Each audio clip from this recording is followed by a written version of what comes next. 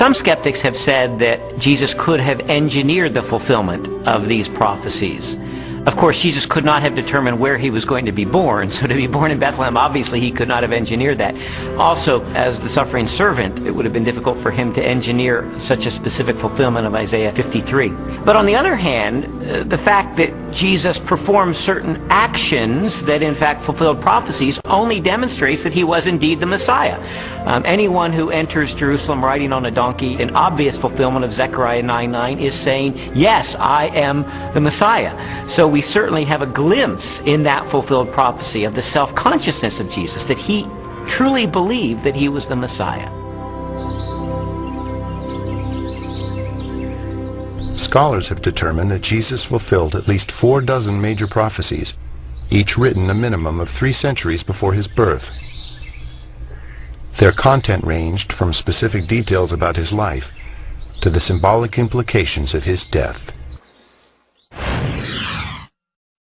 Psalm 22 gives a poetic picture by David, written in the first person, of what the Messiah will be like in his suffering.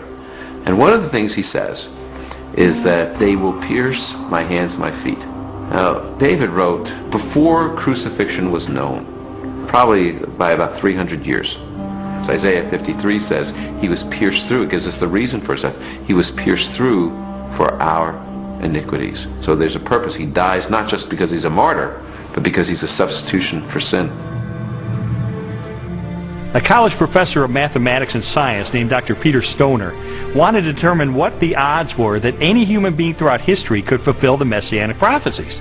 So he had his students come up with very conservative estimates of the likelihood of any human being fulfilling certain of these predictions.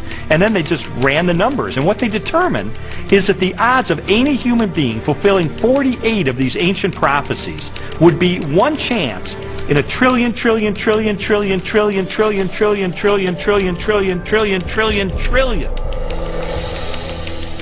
It is mathematically virtually impossible. To me, just as significant as all of those unique prophecies that were fulfilled in Christ is the complete drama of the Old Testament. The fact that the Old Testament is the story, the narrative of God's redemptive movement, his movement to deliver and save humanity. And Jesus is the climax of that movement. He is the climax of salvation history, the one who brings it off to fulfillment. You read the Old Testament, it's building. Jesus arrives on the scene and he is the fulfillment. And he recognizes himself clearly as the climax of God's plan of salvation for all humanity. This whole case was sort of like one of those jigsaw puzzles where you don't know what the ultimate picture is going to be. You just put together the pieces, and as I was putting together all of the evidence, it started to take shape, and I sort of stepped back and I could see that it was a portrait of Jesus Christ.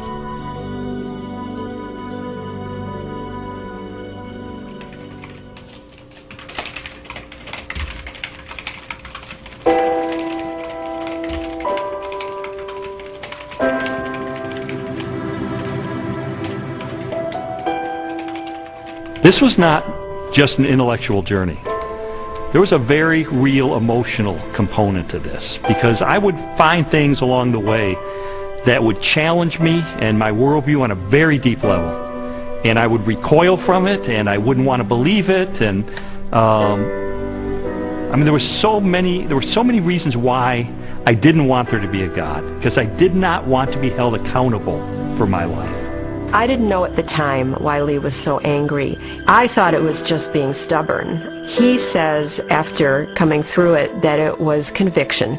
It seemed that the more Leslie's values were changing and her character was being transformed and the way she related to me and the children was changing, it would highlight the contrast with my life. I was feeling fearful and angry as well that he was being affected by it in the way that he was. I mean, the truth is, I felt like I was losing Leslie. She was being pulled away from me into this Christian subculture. I didn't fit in there. I'm the atheist. I'm the skeptic. And yet I felt like she was being pulled away, and I loved her. I didn't want to lose her. And it got to the point where I was so angry over the whole thing. One day I just reared back and I kicked a hole in our living room wall, just out of rage over the situation. It was a very ugly scene right in front of Leslie, right in front of our little girl. They were crying, and I didn't want to lose her.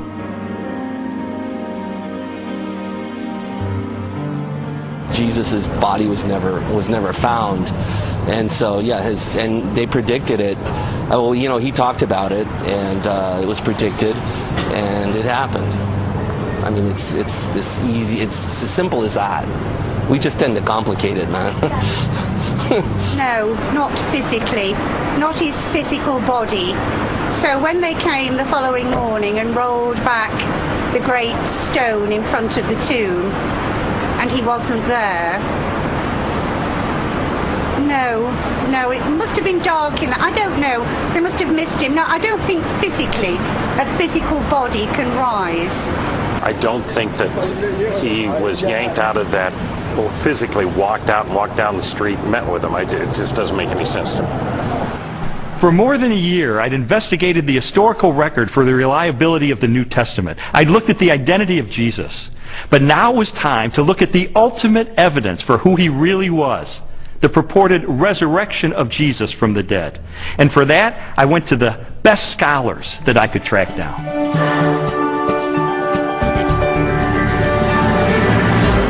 William Lane Craig, Biola University.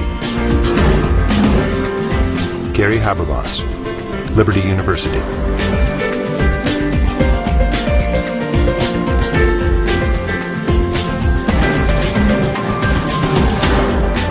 Michael Licona, North American Mission Board.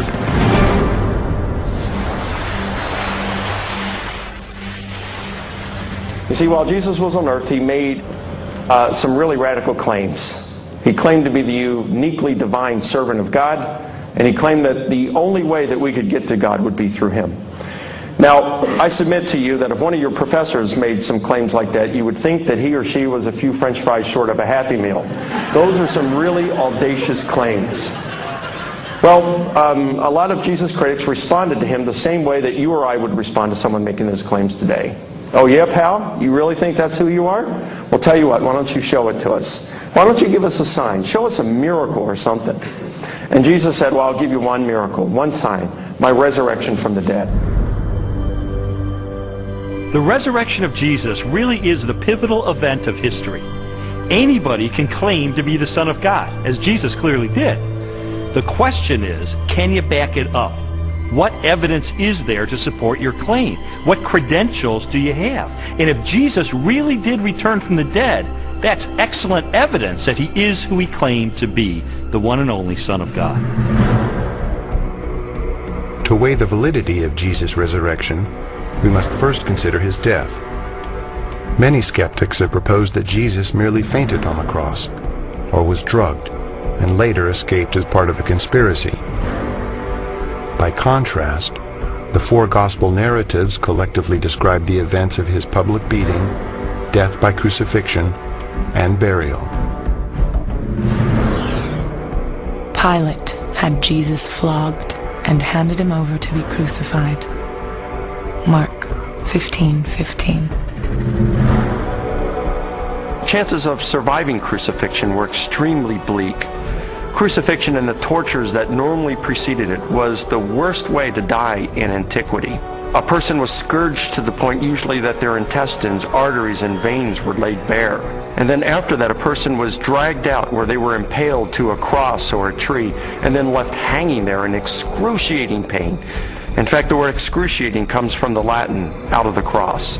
Jesus was being tried and executed as a rebel leader.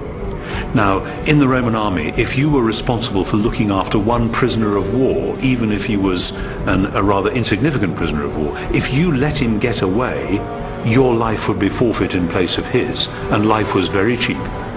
If you were looking after the execution of a rebel leader and you let him get away, you're in deep trouble. Yeah, you're not going back home to your wife and kids. No way. Game over. The Romans were very, very good at killing people. They specialized in it. They prided themselves on it. Perhaps the most definitive statement of Jesus' death at the hands of the Romans is recorded in the Gospel of John. One of the soldiers pierced Jesus' side with a spear, bringing a sudden flow of blood and water. John 19:34.